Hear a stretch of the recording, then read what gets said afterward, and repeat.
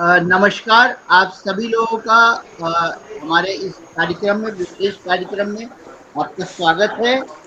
मैं हूं आपके साथ आपका Kabir Siddiqui, voice for ability से।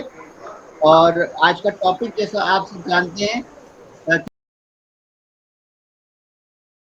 है हमारे इस वेबिनार सीरीज में, जो कि ऑस्ट्रेलियन कॉन्सुलेट जनरल चेन्नई की तरफ से सपोर्टेड है और वॉइस फॉर एबिलिटी इसका मीडिया एंड रिसोर्स पार्टनर है।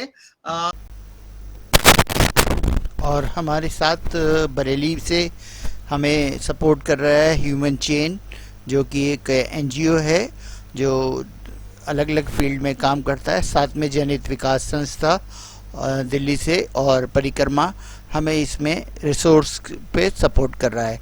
साथ ही हमारे साथ जुड़े हैं पारुल शर्मा, जो कि एक एक्सेसिबिलिटी एक्सपर्ट हैं, और उन्हीं के प्रयासों से हमें ये सब जो हमारा कार्यक्रम हो रहा है, इसके लिए मैं उनका बहुत धन्यवाद दूंगा।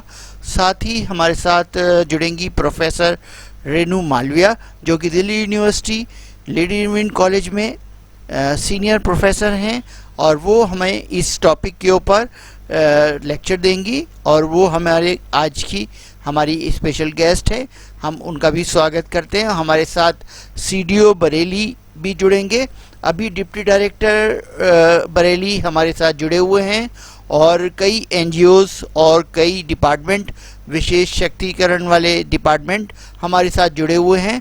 हम उन सभी का स्वागत करते हैं। साथ ही हमारे साथ अब्बास साहब भी जुड़े हुए हैं, जो कि आपका आर्मी में, जो कि बरेली कैंट के अंदर और ऑडिटर की पोस्ट पे पोस्टेड है, और ख़ुद ही व्हील चेयर यूज़र भी हैं, जो अपनी बातों को रखेंगे। हमारे साथ कुछ विशेष शिक्षक यानी कि स्पेशल एजुकेटर भी जुड़े हुए हैं।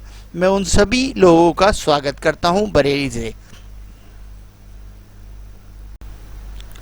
साथ ही मैं उन सभी लोगों का भी स्वागत करता हूं जो हमें सुनने के लिए बैठे हैं, और मैं उनका नाम सबका बार बार से बता नहीं पाऊँगा। हमारे साथ डॉक्टर उज़मा कमर, जो कि ह्यूमन चेन की सेक्रेटरी हैं, वो भी अभी थोड़ी देर में जुड़ेंगी।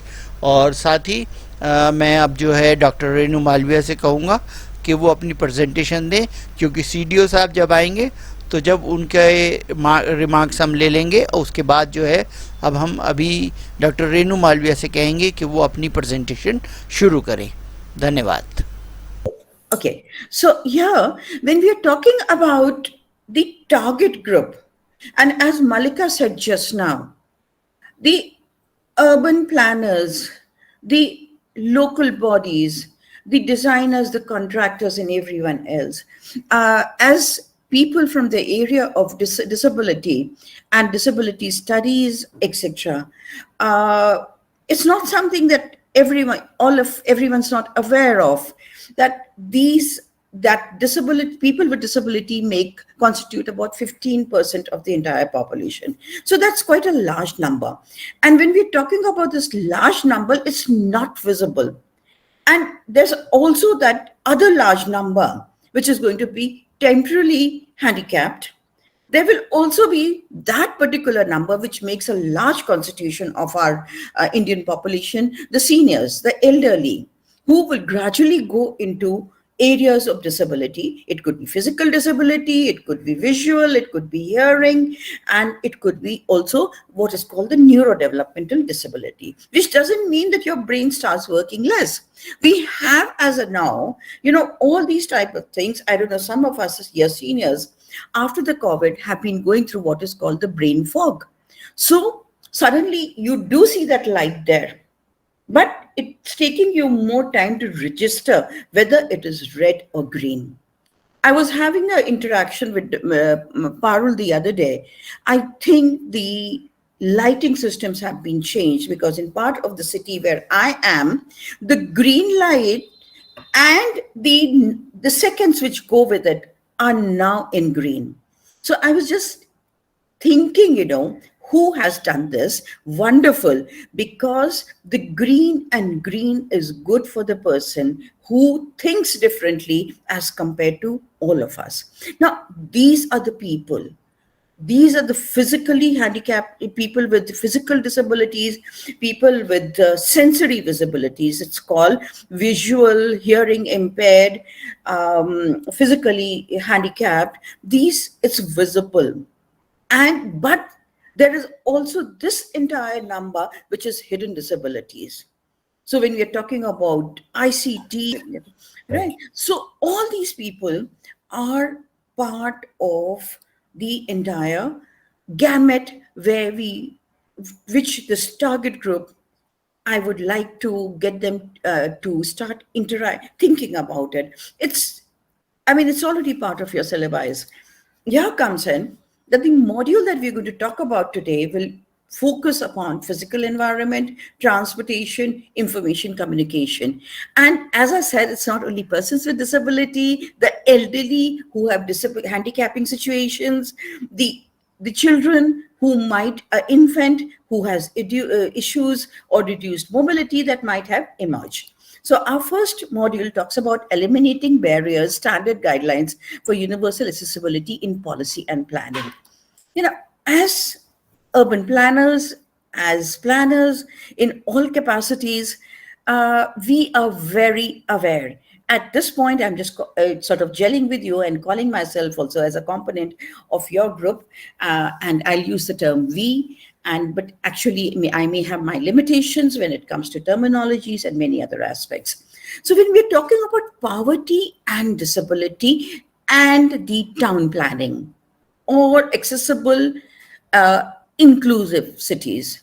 So we have this 15% plus maybe 10, 20%, so 25% easily, because the planning has limit, not the planning, the implementation, the further modifications as and when required, the retrofits, etc. If it is not carried out effectively, it leads to disabling situations, and the disabling situations is creates poverty. Poverty further creates disabling situations. The metro in Delhi, where I come from, are very inclusive, very accessible.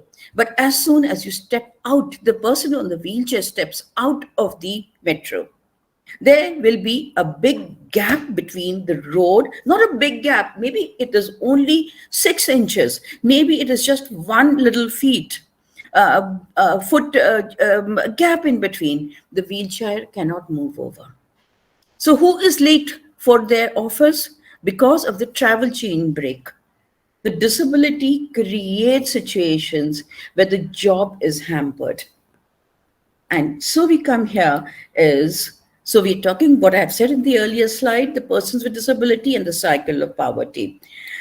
When Malika spoke about the dignity of the self, this is not from, I've taken this from the Google, and this could be from any part of the world, including my country, India. Look at the loss of dignity. A person after this, can she or he be an effective in the job that they have got? They could be highly intelligent or whatever. What about this professor here? Do you see? There, just because of the non-appropriate structure of this particular wonderful auditorium at first sight, it looks so very nice. And this is what it leads to. It automatically, we are removing those 15 to 25% of people who can be highly contributing members of society, and putting them inside.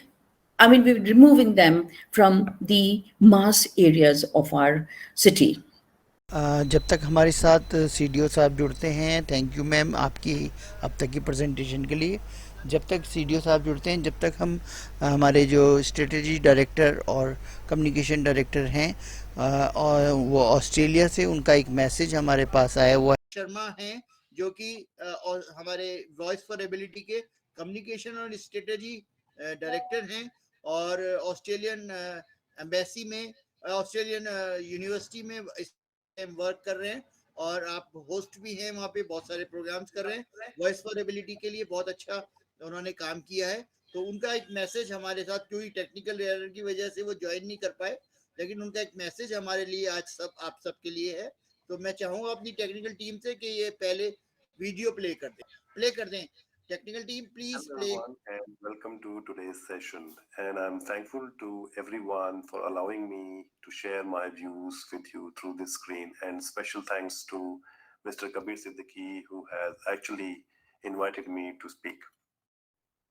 I feel that the present training sessions supported by the Australian Consulate-General Chennai, the Australian government through the AAGS scheme 2021 is an effort in the direction of sensitizing urban practitioners to guide the design of accessible spaces to ensure equitable, easy access to persons with disabilities. I would like to thank Australian alumni Mr. Parul Sharma for developing the content and organizing the training session. Kabir Siddiqui, media partner Voice for Ability, with whom I have been associated for quite some time as part of strategy and communication. And last but not the least, Dr. Renu Malviya, Professor, Delhi University. I feel such initiatives are also providing a platform to connect Australian alumni to each other across disciplines and professions, organizations and institutions, and geographic areas in order to share good practice and create opportunities for collaboration. As I said, I am right now in Canberra, Australia, talking to you, and this is my great privilege to talk to you about such an initiative. I would like to explore how such training sessions and collaborations could be further facilitated with Australian institutions. I believe that such collaborations would develop, maintain, and strengthen professional linkages and partnerships